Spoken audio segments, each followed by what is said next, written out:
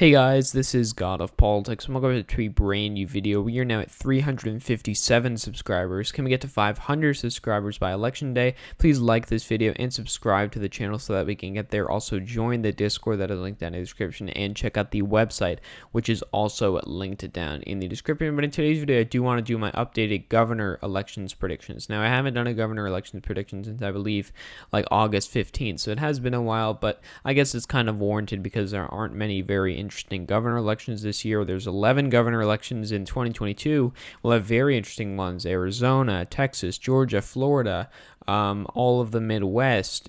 Those will be the very important governor elections to watch in that year. But this is effectively an off year. We don't really have many governor elections, but I do still want to go through them regardless. We do have 11 governor elections. I do believe there are, let's count, 1, 2, 3, 4, 5, 6, 7 Republican seats up, and then 1, 2, 3, 4 Democrat seats up. A couple people are term limited. I believe actually the only example of that, actually we have two examples.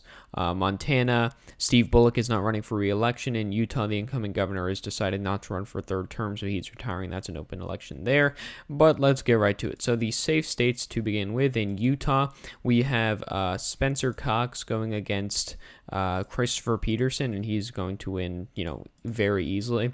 In North Dakota, we have Doug Burgum going up against Shelley Lenz. That'll also be a shoe-in for Doug Burgum. In Missouri, I'm also going to move this to the safe column. I had it in the likely column because, Mike Parson wasn't elected in 2016, and Nicole Galloway is the only statewide elected Democrat, the state auditor, in the entire state of Missouri. And it's not too red of a state. It's red, but it's not as red as some states like North Dakota and Utah. And Mike Parson's not that popular, but I'm just going to move to the safe column now. If we actually want to look at some of these polls here from the state of Missouri, we can see a poll came out with Parson up 9, Parson up 13, Parson up 15, Parson up 7. I think it's, all right to say that that'll be going by a safe margin, especially considering that Missouri polls often underestimate Republicans.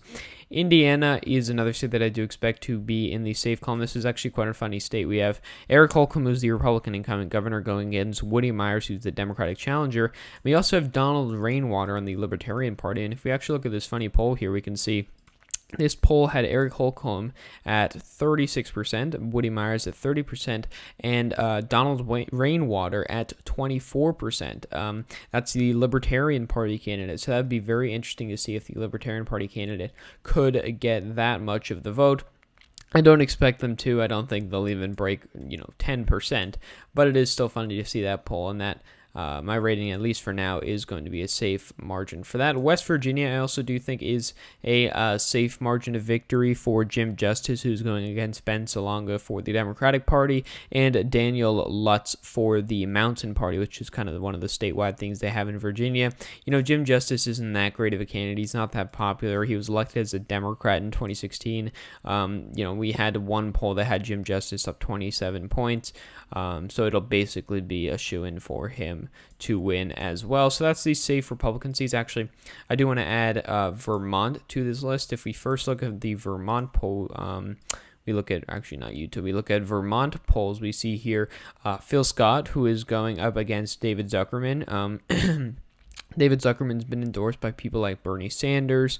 I'm pretty sure he's pretty progressive. I mean, Vermont to begin with is a pretty progressive state. But Phil Scott, if you're on the right, you'd call him a rhino. If you're on the left, you'd call him just a moderate Republican governor. He's signed things like abortion rights, things like that into law. So he is very moderate. But Phil Scott in these polls has been winning by 30, 40 percentage points. I don't think he'll win by that much, but I do think he will win by a safe margin, and he will be able to win easily. I also will put New Hampshire in the safe column. Now, New Hampshire is quite an interesting state. It's quite a weird state because it has a lot of ticket splitting. You have Jeanne Shaheen as the Senate candidate. She is probably going to win by a safe margin. Then you have Sununu, who, at least according to the polls and what I think, is going to win by a safe margin as well. He's going up against Dan Feltz, who is the majority leader of the New Hampshire State Senate, so it's a pretty high up position. But New Hampshire, at least from this, we can see that it has a lot of ticket splitting. And, one of the differences between Republican governors in the Northeast, you have Larry Hogan in Maryland, you have Charlie Baker in Massachusetts, they're not as moderate. Chris Sununu is not as moderate as they are. He's stuck to Trump. He's endorsed Trump, and he's still going to win by around a safe margin. Shows you kind of really what New Hampshire is like as a state, especially since you also have Jeanne Shaheen who will win by safe margin, and Joe Biden will probably also win by a likely margin. So that's another safe margin. That's all the safe margin states. It does have, I do now have Republicans at 26 seat, and it doesn't act like a uniform body, but they do have a majority of the governorships now. I also am putting Washington in the safe margin. We did have some polls here, not that it really matters. Jay Inslee was up, comfortably in all of these polls. He is going up against the Republican candidate Lauren Culp, who, is basically not going to even make it competitive at all. Jay Inslee will easily win a third term. And at Delaware, you have John Carney versus Julianne Murray, I believe. I don't know if we've actually had any polls from the state. If we look at, we do not have any polls from the state, but, it's a safe blue state. It's Joe Biden's home state. That'll be an easy victory for them. Then we only have two more here. First, I'm going to put North Carolina at likely blue. I'm going to put this at likely, maybe even possibly safe blue, but right now I'll put it at likely. You have Roy Cooper here going up against Dan Forest, who is the lieutenant governor. Roy Cooper's the incumbent governor. And North Carolina is known to be a ticket-splitting state. Roy Cooper's become more popular because of the pandemic, things like that. He barely won in 2016, but he's become more popular since then, and he's looking to be able to cruise to a victory and state that Donald Trump is actually probably going to win at this point. So it's good that he can win by a likely margin for his own sake. And then the final margin, or the final state we have, is Montana, which for now I am putting at lean Republican.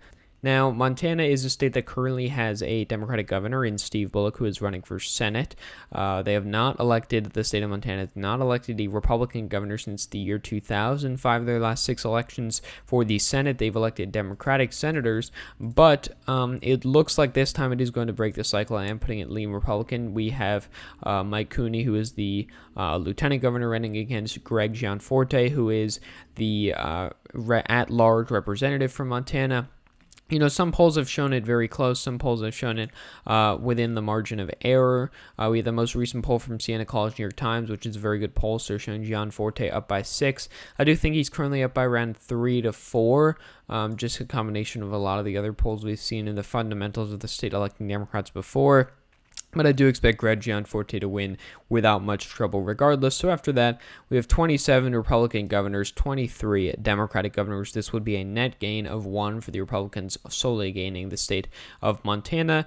And, not much, pretty much nothing bigger from these year's governor elections. Just thought I might as well go over them. There's not much else to make a video about today, but we do have the debates tonight as of the day I am making this video. So stay tuned for that. Everybody should watch. I'll have my analysis on it tomorrow.